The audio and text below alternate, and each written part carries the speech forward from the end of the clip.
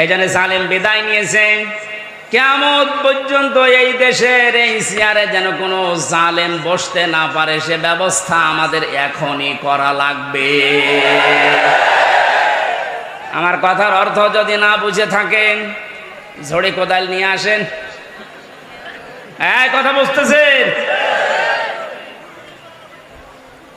পৃথিবীতে কোন জালেম জানোয়ার চেয়ারে আসতে না পারে, সে ব্যবস্থা আমাদের এখনই ওই পথগুলো বন্ধ করা লাগবে। কারণ জালেম যদি আবার আসেও কিন্তু আরো ভয়ঙ্কর হবে। দরুদ আর সালাম পাঠ করে আমার আজকের আলোচনার বিষয় হচ্ছে হাসরের ময়দানে 5 ধরনের মানুষ শুধু কাঁদবে।